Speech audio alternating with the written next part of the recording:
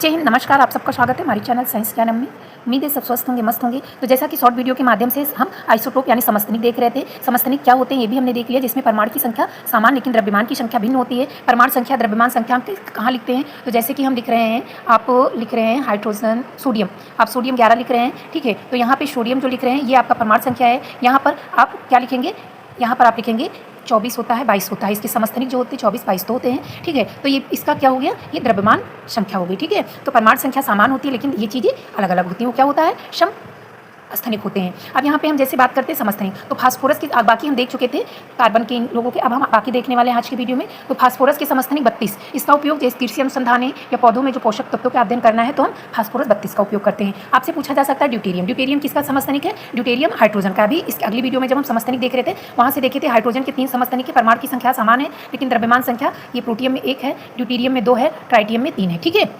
ऐसे तो अब ये क्या है? ड्यूटेरियम है। तो ड्यूटेरियम समस्थानिक का उपयोग जो भारी जल होते हैं उनको बनाने में किया जाता है, जो परमाणु रिएक्टरों में प्रयोग होता है। भारी जल का उपयोग कहाँ होता है? परमाणु रिएक्टर में प्रयोग होता है। अगला प्रश्न आपसे पूछा जाता है ट्राइटियम। ट्राइटियम अभी बात हुई किसका समस्थानिक है? हाइड्रोजन का। ये तो इसका उपयोग जो सेल्फ ल्यूमिनेस है यानी स्वप्रदीप्त है उन घड़ियों में जैसे संकेतों या वैज्ञानिक अनुसंधान में इनका उपयोग किया जाता है। अगला आता है सोडियम का समस्थानिक। सोडियम के किस समस्थानिक का? 24 का। इसका उपयोग जो ब्लड प्रसंचरण तंत्र का अध्ययन करने में किया जाता है इनका उपयोग, ठीक है। या रेडियो ट्रेशर के रूप में चिकित्सा अनुसंधान में किया जाता है। अब बात आती है ट्रेशर की। तो ट्रेशर क्या होता है? जब हम रेडियो ट्रेशर की बात करते हैं तो रेडियो ट्रेशर एक तकनीक होती है जिसमें जैसे क्या होता है, जो जैविक, रासायनिक और भौतिक प्रक्रियाएं होती हैं, ठीक है।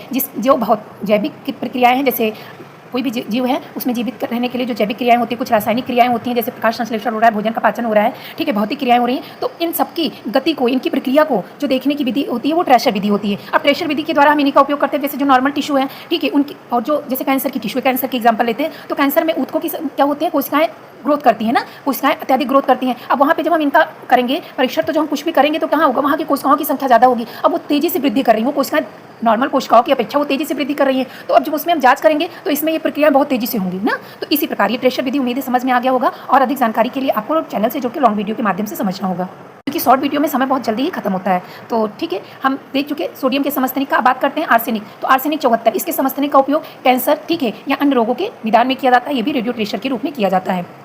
आर्सेनिक 76, आर्सेनिक 76 का औषधि अनुसंधान या रेडियोधर्मी के रूप में किया जाता है। आपसे विशेषकर परीक्षाओं में जो प्रश्न पूछे गए हैं वो जैसे कार्बन का हो गया, आपसे आर्सेनिक का उपयोग ट्यूमर का पता लगाने में भी किया जाता है, वो आर्सेनिक 74 है, ठीक है। आर्सेनिक 74, जैसे यहाँ कैंसर की बात की गई तो कैंसर क्या है? कोशिकाओं में अधिक वृद्धि होना, कोशिकाओं का अधिक फैल जाना, ट्यूमर बन जाना। तो इस प्रकार से आप यहाँ पे घुमा के पूछ सकता है। विशेषकर आपसे जो पूछा जाता है सोडियम, आयोडीन, यूरेनियम, कार्बन का डेटिंग। तो इन सबसे प्रश्न कई बार कई परीक्षाओं में पूछे गए। वीडियो कैसी लगी लाइक कर, चैनल को सब्सक्राइब कर लीजिए। कमेंट के माध्यम से फीडबैक देना बिल्कुल मत भूलिए। जय हिंद।